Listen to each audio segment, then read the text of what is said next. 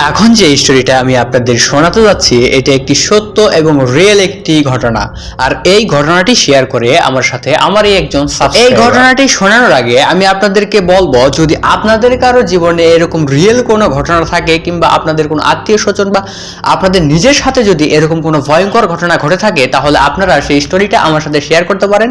আমি সেই স্টোরি নিয়ে পরবর্তীতে নতুন একটি ভিডিও নিয়ে আসবো ইনশাআল্লাহ। আপনারা দেরি না করে এক্ষুনি ভিডিওর ডেসক্রিপশন বক্সে দেওয়া আমার ফেসবুক পেজ লিংকে গিয়ে আমাকে ইনবক্স করুন এবং আপনাদের স্টোরিটা আমাকে বলুন। তো চলুন দেরি না করে আমরা মূল গল্পে যাই। এই গল্পটি আমার সাথে শেয়ার করে আমার একজন সাবস্ক্রাইবার।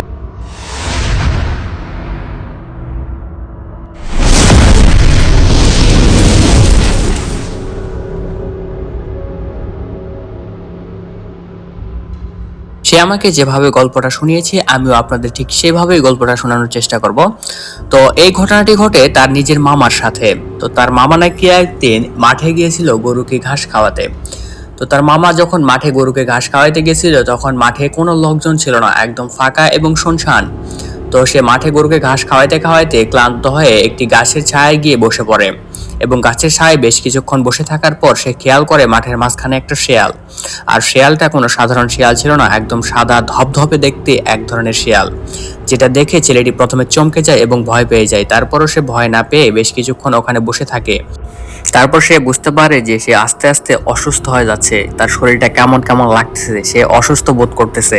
তো সে আর দেরি না করে সাথে সাথে গরুগুলো নিয়ে বাড়িতে চলে যায় এবং বাড়িতে গিয়ে তার মাকে সমস্ত ঘটনা খুলে বলে। তার মা শুনে ভয় পেয়ে যায় এবং সাথে সাথে ছেলেকে নিয়ে গ্রামের একটা কবিরাজের কাছে যায় এবং কবিরাজের কাছে গিয়ে সমস্ত ঘটনা খুলে বলে। সমস্ত ঘটনা কবিরাজকে খুলে বলার পর কবিরাজ বলে যে ওইটা কোনো সাধারণ শিয়াল ছিল না, ওইটা ছিল একটা জিন, যেটা একটা শিয়ালের রূপ নিয়ে ঘোরাফেরা করতেছিল। আর সেই সময় আপনার ছেলে সেটাকে দেখে ফেলে, এই কারণে আপনার ছেলে এরকম অসুস্থ হয়ে গেছে।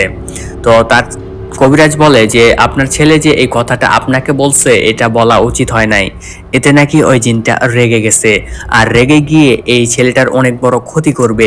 তখন তার মা ভয় পেয়ে যায় এবং কান্নাকাটি শুরু করে দেয়। তখন কবিরাজ বলে আমি আমার মতো চিকিৎসা দিচ্ছি, বাকিটা আল্লাহ ভরসা। তো তখন কবিরাজ তার মতো চিকিৎসা দিয়ে বাড়িতে পাঠায় দেয়।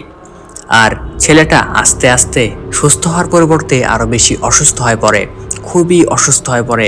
তারপরে অনেক ডাক্তার, অনেক কবিরাজ দেখানোর পরও কোনো রকম কোনো লাভ হয় না এবং শেষ পর্যায়ে গিয়ে বেশ কিছুদিন পরে ছেলেটি মারা যায়। তো আপনাদের কি মনে হয় যে একটা জিন একটা সাদা শেয়ালের রূপ নিয়ে এসে ছেলেটাকে মেরে ফেললো?